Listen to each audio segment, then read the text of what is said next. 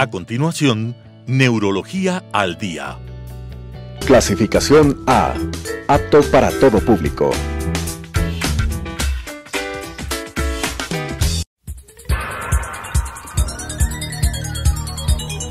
Las opiniones vertidas en este espacio por la producción y dirección del programa son de exclusiva responsabilidad de sus autores y de quienes intervienen en ellos. Telesucesos Canal 29 UHF presenta Neurología al Día, un programa que trata de afecciones del sistema nervioso con la conducción del doctor Ramiro Montenegro López. Neurología al Día. Buenas tardes, tengo mucho gusto de saludar a los seguidores de Telesucesos. El día de hoy son bienvenidos a su programa Neurología al Día. Y vamos a tratar ahora sobre un tema que verdaderamente causa un poco de tristeza por lo que les diremos a lo largo del desarrollo de esta charla. Y para abordar este tema tan complejo, tengo mucho gusto de presentar a un experto en enfermedades neuromusculares, el doctor Guillermo Romero Suárez. Guillermo Romero Suárez, un excelente neurólogo con capacitación y formación en el ámbito de la neurología y dentro de ellas sobre todo en las enfermedades neuromusculares, de las cuales una que podríamos considerar de esta categoría es la denominada esclerosis lateral amiotrófica, una enfermedad que podríamos decir es medio trágica porque no tiene en definitiva tratamiento específico y cuando se produce pues sigue un curso que no es para nada sencillo, sino que va provocando incapacidad en forma progresiva.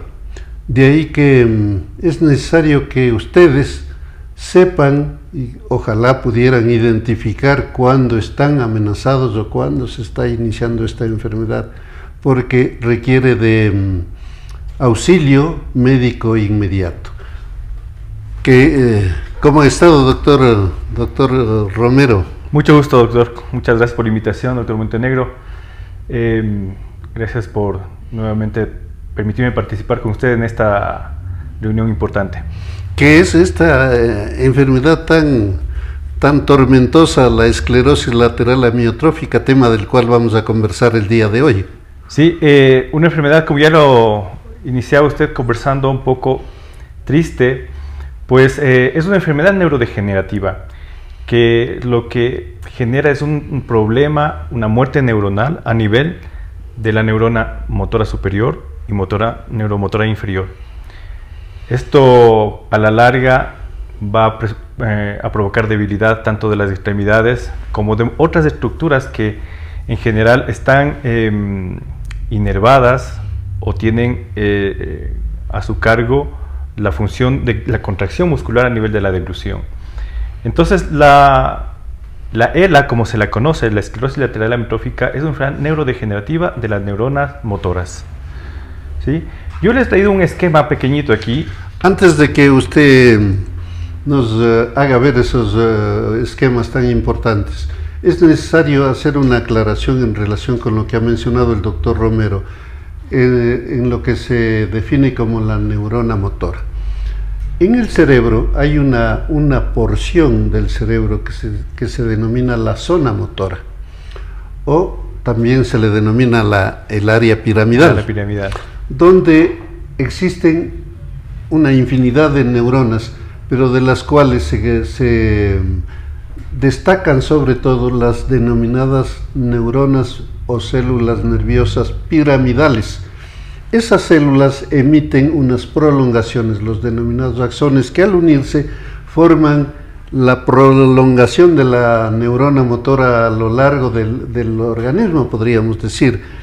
Y el daño de esta neurona motora y de sus prolongaciones es lo que va a provocar esta denominada enfermedad esclerosis lateral amiotrófica. ¿Es así, doctor Romero? Así es, justamente el daño, la muerte de estas neuronas que se encuentran tanto en esta parte del cerebro, en esta localización cortical que ya refería el doctor Montenegro, asociado a una muerte de las neuronas, en la cual estas neuronas motoras se encuentran en la médula espinal. La muerte de estas dos neuronas generan esta enfermedad, ¿sí? Entonces, esta enfermedad, una vez que se presenta, se prolonga, nunca se detiene y termina con la vida del paciente. Esto es lo más triste en esta enfermedad, que una vez que aparece, los síntomas se prolongan, empiezan a generar más dificultades tanto para el movimiento como para la respiración.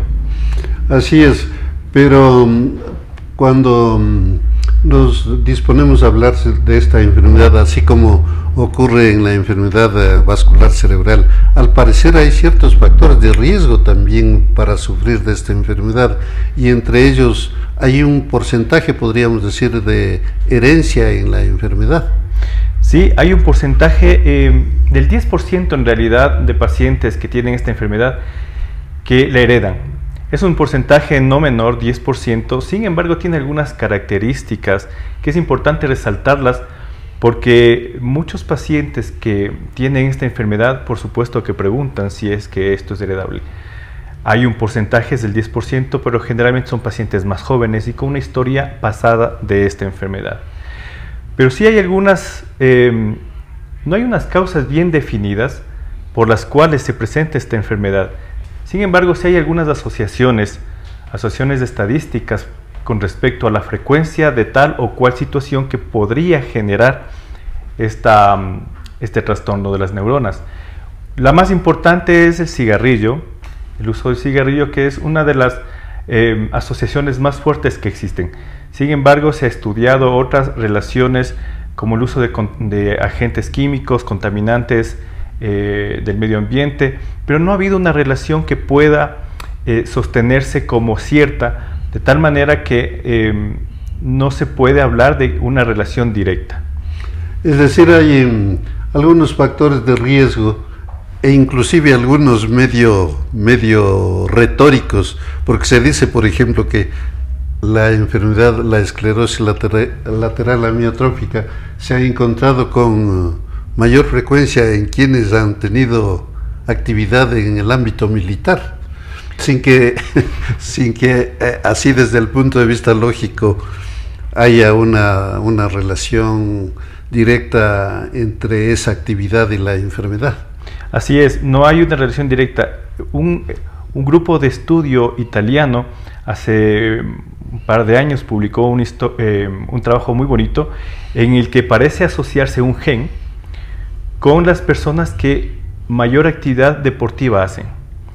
Y esto lo realizaron porque vieron que un grupo de sus pacientes allá en Italia tenía un antecedente de realizar mucho ejercicio, eran deportistas en el área de fútbol, y muchas de estas personas que tuvieron ELA tuvieron asociados un gen. Lo siguen estudiando porque lo encontraron particular. Sin embargo, tampoco se puede asociar directamente este gen con el deporte y ELA. Sin embargo, sí es importante. ¿Por qué? Porque básicamente se ha visto que hay varios genes que participan en la muerte neuronal, en que esta enfermedad se presente. Y por eso, hasta el día de hoy, los estudios van dirigidos a esta parte de estructura general, que es la genética. Es decir, el análisis de los diferentes posibles factores de riesgo no han dado luces para decir hay una relación directa entre la enfermedad y tal o cual factor de riesgo. Así es. Por lo tanto, podríamos continuar manejando el concepto de que es una enfermedad de causa desconocida. Así es una enfermedad de causa desconocida. Hasta ahora no se ha podido encontrar la causa. Así. Y los síntomas de la enfermedad muchas veces son tan sutiles, digamos, tan pequeños, que en principio no llaman mucho la atención ni del propio paciente ni de su familia. Por ejemplo, unas pequeñas sacudidas de los músculos puede ser el punto de partida de una enfermedad de estas, y a esas pequeñas sacudidas se van agregando una serie de síntomas hasta terminar con la vida del paciente. Así es, y esto es lo que nos ocupa ahora, el poder entender y el poder difundir la importancia de reconocer estos síntomas iniciales que puedan llamarnos la atención y poder consultar a tiempo. Uno de los síntomas que más llama la atención en los pacientes es la debilidad. El problema es que no la sienten como una debilidad. El problema es que la sienten como una torpeza inicialmente. Se manifiesta como una torpeza. Entonces es el paciente que siente que inicialmente cambió su forma de escribir, firmaba y ya no, y le cuesta firmar porque siente torpeza de la mano. Es decir, la debilidad se manifiesta inicialmente como una torpeza. Y esta es una de las condiciones por las cuales los pacientes van visitando a varios médicos porque no entienden por qué sienten torpeza de las manos. Es decir, una pérdida de la habilidad. Es la pérdida de la habilidad. Lo mismo puede ocurrir en los pies. Y una de las manifestaciones son los tropiezos frecuentes. Entonces empieza a manifestarse esta debilidad en el pie con una caída discreta de la punta del pie que hace que la persona se tropiece con cierta frecuencia que no es lo que la persona siente usualmente. Se tropieza con alfombras, se tropieza con la punta con el borde de un escalón y pueden ser los primeros síntomas de aparición. Otro foco, otro sitio importante donde aparecen síntomas sutiles es en las estructuras que nos facilitan la deglución. Entonces, la primera manifestación suele ser la tos. Una persona que tose o que aclara la voz, es decir, tener infección respiratoria. Exactamente, sin tener infección respiratoria, pero es una persona que tose con frecuencia al comer o que aclara la voz. No necesariamente tose, pero sí toma algún líquido y aclara, ¿no? Este ejercicio para poder expulsar algo que se fue por otro camino es otro síntoma importante que aparece en los pacientes como un síntoma sutil. Y también la alteración del lenguaje. Y la alteración del lenguaje, cambios en la entonación de la voz, se vuelve una voz un poquito más apagada o un poco más lenta, también es otra situación bien importante. Y luego aparecen los signos sutiles, ¿no?, de estas sacudidas, que ya usted bien lo traía a colación, estas sacudidas sutiles de los músculos que muchos pacientes la sienten pero no la toman mucho en cuenta. Los calambres nocturnos que empiezan a aparecer y que pueden aumentar en frecuencia, y estos sí, por ser molestos, dolorosos, sí son motivo de consulta. Así es. Y por supuesto todo esto está dominado por la debilidad que puede comenzar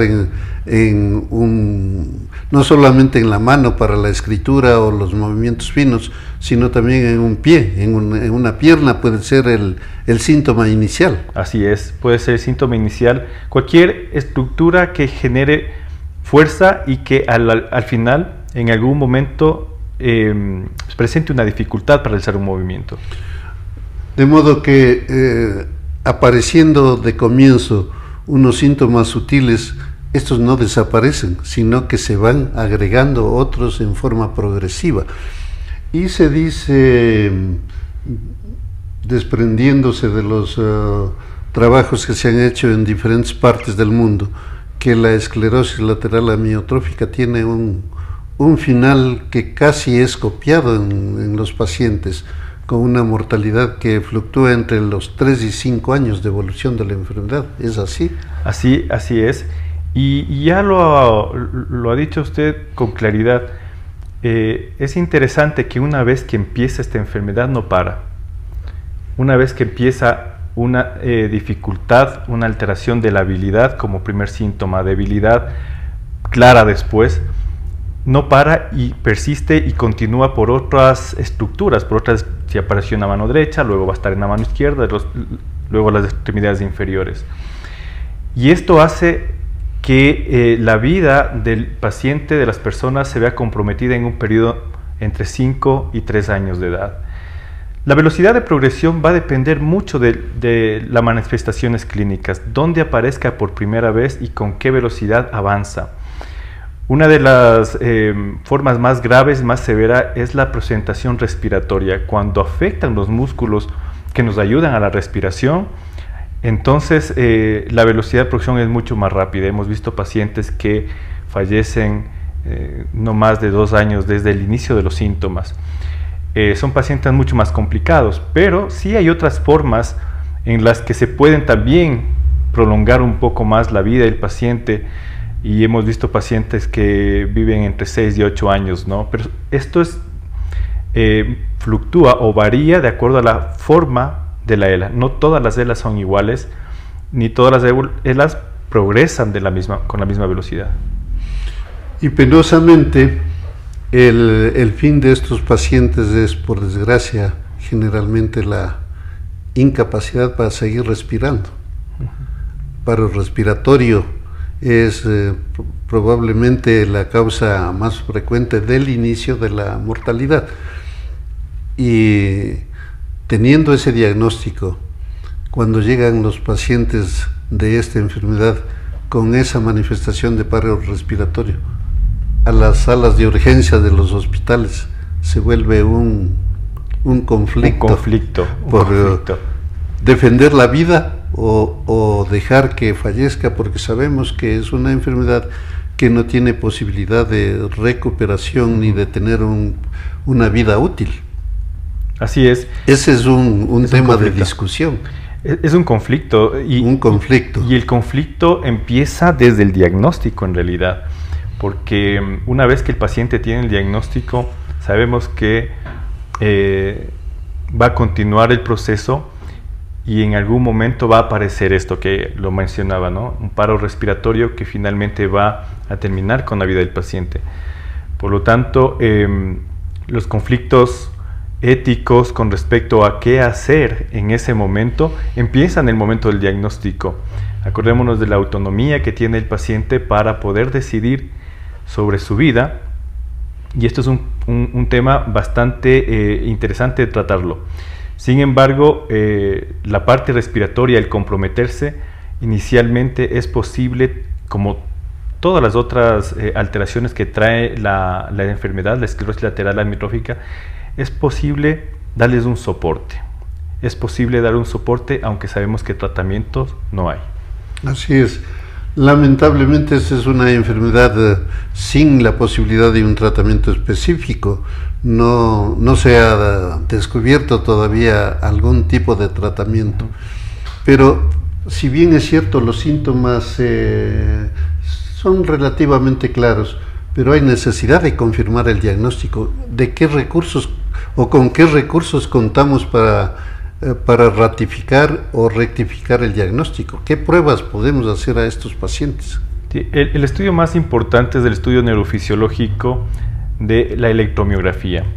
Es el estudio más importante porque, si bien es cierto, en ocasiones puede ser claro, como usted dice, el diagnóstico, un paciente que viene con debilidad progresiva, y el neurólogo, al poder evaluar al paciente, encuentra algunos signos y síntomas de estas dos estructuras neuronales que disfuncionan, pues el diagnóstico no es tan complicado.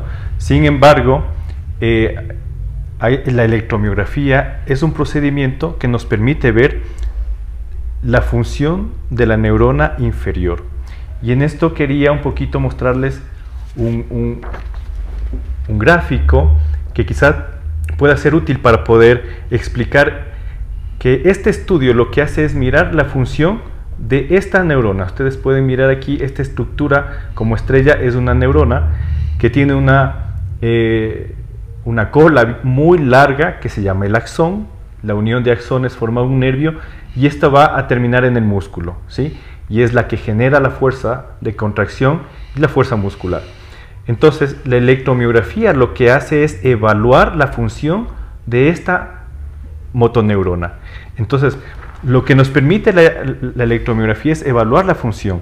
Cuando uno hace un estudio de este tipo, mira cómo está funcionando varias estructuras, tanto de extremidades inferiores, superiores, y también la función de la deglución. Y esto nos permite saber si ha habido ya una muerte neuronal a través de este estudio. Y hay hallazgos que son característicos en la electromiografía y que podríamos decir ratifican el diagnóstico clínico.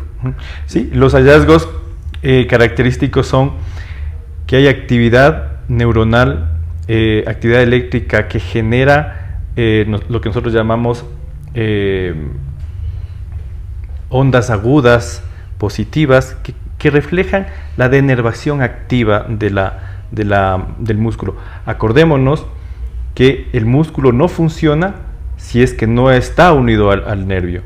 Por lo tanto, si muere la neurona, el músculo es un generador autónomo de contracciones pequeñas que se pueden ver reflejadas con el uso de la aguja, y esto permite mirar la actividad eléctrica anormal del músculo. Es un músculo anárquico que se contrae de manera anárquica y genera estas alteraciones. Pero el músculo siempre quiere contraerse bajo la orden de un nervio, por lo tanto, los pocos nervios que se encuentran cercanos a los músculos, que ya no tienen los nervios porque se han muerto las neuronas, generan una actividad eléctrica de unas descargas más crónicas, ¿no? Son unos patrones de descarga neuropáticos crónicos, y esta mezcla entre descargas neuropáticas crónicas de estas más nuevas generan este diagnóstico electrofisiológico. Y a pesar de que clínicamente y neurofisiológicamente se tiene un diagnóstico, pero hay posibilidad de que haya algún otro cuadro que sea bastante parecido a la esclerosis lateral amiotrófica y que sea salvable.